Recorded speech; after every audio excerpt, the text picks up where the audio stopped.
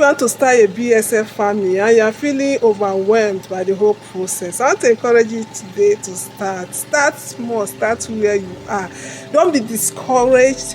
I started small and today my farm is growing rapidly. Yes, I started with just two or three nets, but today I have 12 nets here. So I just want to encourage you, start from where you are. And it will help you tremendously. If you have livestock that you need to feed, the cost of feed is really high. This BSF will help you reduce cost of buying this feed for your livestock. So start where you are. Don't be discouraged by the whole process. It's a very simple process. In fact, when I used to hear about BSF, I thought it was so difficult. I started, I found out that it's really a simple process. It's not that difficult. You can go through it and you will win.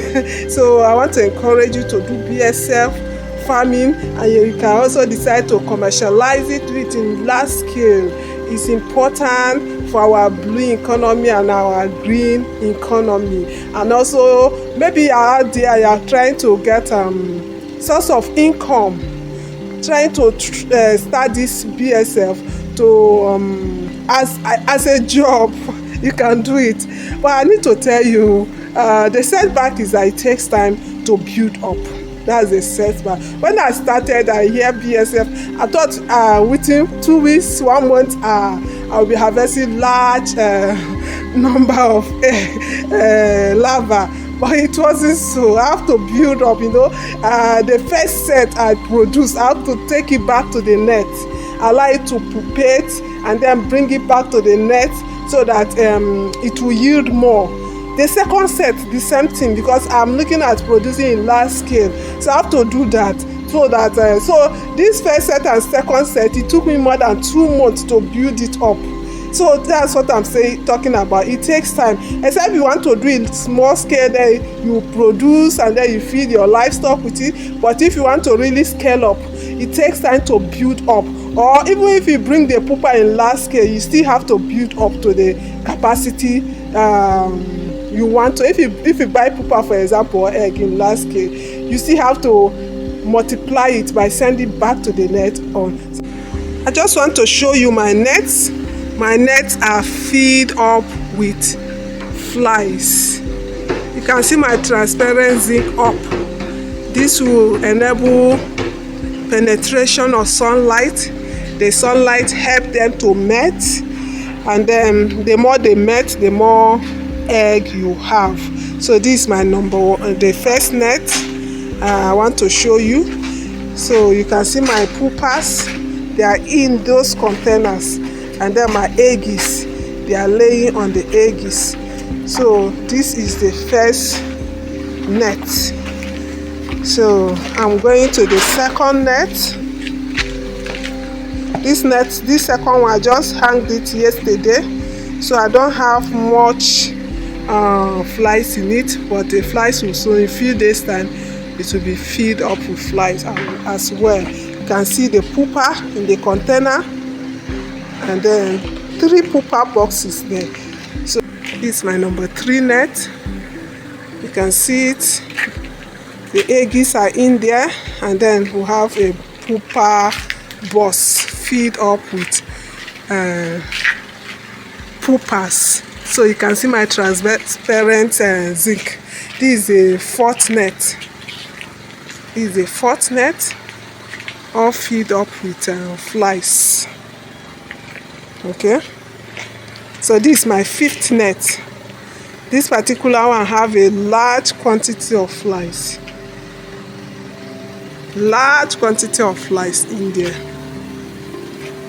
So you can see the eggs, and then the pupa boss.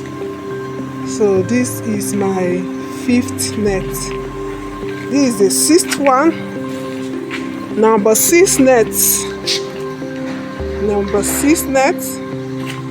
You can see the pupa bosses, 2 pupa bosses, and then the eggs in between. And then I also place container with containing a towel soaked in water so that they can drink the water. As you can see, they are sustained with water. They survive for 7-8 days. They are sustained with water. So what I do basically is that I spray the net water morning and evening. Then I also soak my towel or cotton wood. You can use towel, you can use cotton wood to soak with water because they survive with water. So this is my sixth net, number 6 net. So this is my number 7 net here now. And you will notice that my place is an open place. I choose to do it in an open place because of ventilation. Make sure your flies are kept in a ventilated area. So they need the ventilation. You can see my pupa boxes. We have 3 here and then the eggs. And I'm bringing in my water container containing a soaked cotton wood or towel in there so that they can take the water.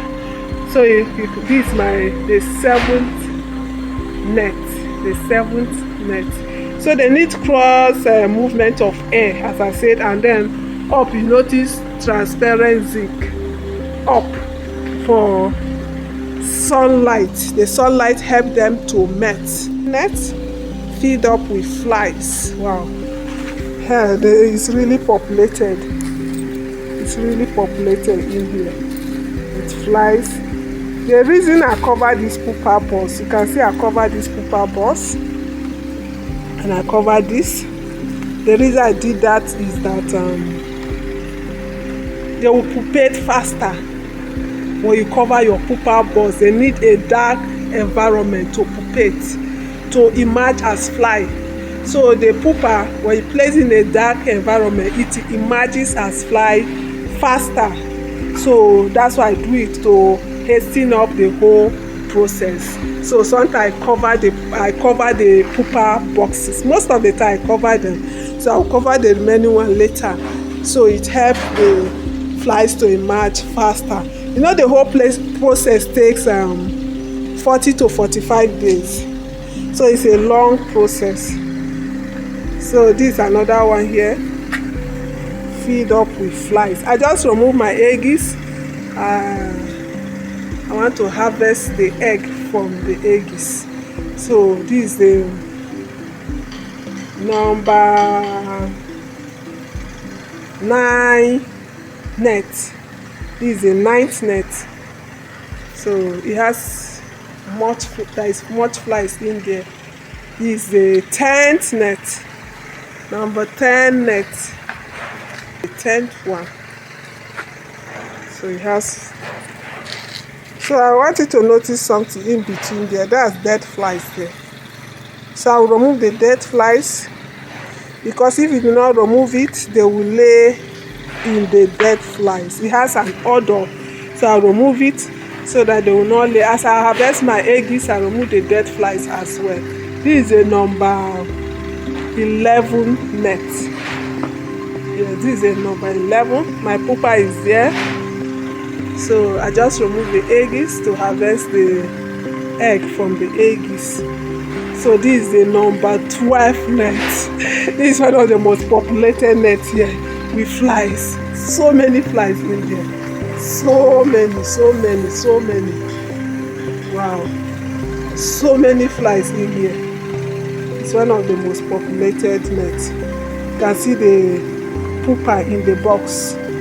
So I'll cover the box. You can see my eggs. I placed it on an attractant.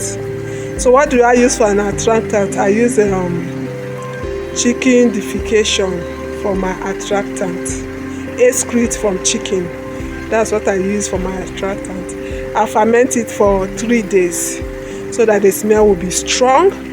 And this is what attracts the flies to lay on the eggs. Eggs is just 2 wood placed together and held with rubber band.